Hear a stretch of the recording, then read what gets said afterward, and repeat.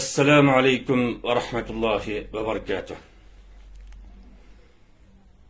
Nahmeduhu ve nusalli ala Rasulihil Kerim ve ala alihi ve ashabihi ecmain. Mağrib'den meşriqçe muhaciret dünyasıdaki Uyghur halkının azadlığı, nijatlığı için tirişivatkan bütün yer şarideki Uyghur teşkilatları ve Uyghur teşkilatlarının rehberleri ve chet el vatan içindeki bütün halkımızın üzerine zulümden, asaretten, kulluktan kutuldurulish tirişivatkan barlık ez halkım sizlerge Allah'ın güzel salamları olsun.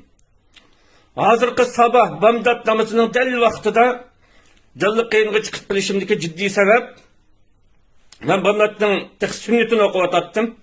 Şu vakitte bir telefon geldi. Tayland'daki 54 kardeşimizin bilisizler. 10 yılga yakın uyad bir neçesi vafat taptı yetip atıdı. Xitaylar bugün hatırının üzerinde Tayland'daki kardeşlerimizin üzerine imzaletip bir nesi cedvellerini teyyar etip Xitay'a ötküzep bir iş teyyarlıqını ciddi işlerge tuttu bugün mene. Tayland'da mayerdikinin 6 saat burun tanıtıdı ayardı peşinden ötep boğan bilişi mümkün. Bugün Tayland'da Tayland hükümeti 10 yıldan beri Tayland'ı tutup turulavatkan kardeşlerimizde Xitaylarga ciddi ötküzep bir iş teyyarlıqlarını işlep bir yerlerge aktivite tutan kardeşlerimizde.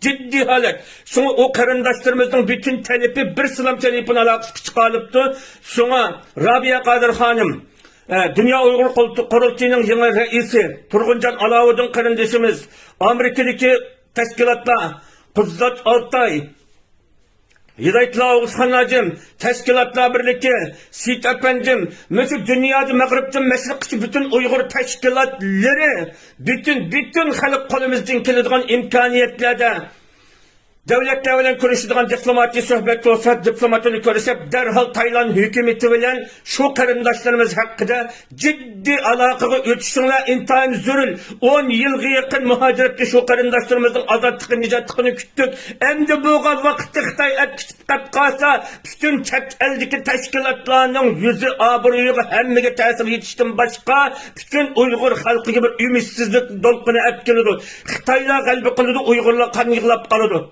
Şuna ez kardeşlerim, hazır bütün ciddi teşkilatlar bugün devletlerle konuştuğun münasebet olsun, münasebet kıyız.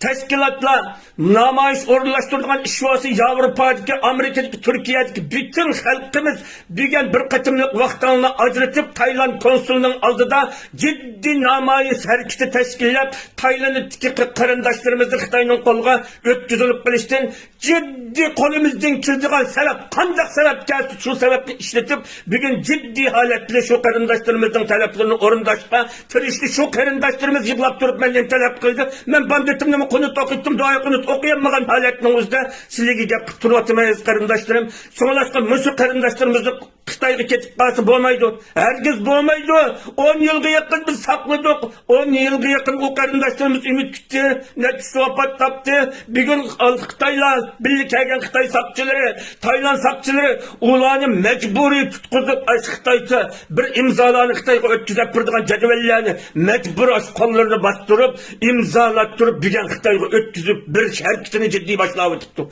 Sonra bir gün ötküzüp bir emniyete aitsız mı bunu namelum. Ama bir gün bu hareketine başlap kulaptı. Sonra bütün dünyadaki Uyghur teşkilatları, Uyghur halkı buna kutulduruluş barısında bıçakça devam kılgan diplomati tiriştallıqını takımı ciddi bir işkiselişinle Tayland hükümeti bilen Amerika, Avrupa devletlerine alakalı ötküzep ulanı tosap kılış üstüne tirişiş bütün halkımız, halk buluş sütümüz bilen bütün dünyadaki Tayland konsulhanısının adıda şu kardeşlerimizle Xitaylığı ötküzep bes bomayızgınlık barısının üzerinde çokum ciddi namayış teşkilleşinin üzü intihar üzürül boldu kardeşlerim. Bu Tayland'daki kardeşlerimizin talebi ile ben ciddi yayınga çıkıp kaldım.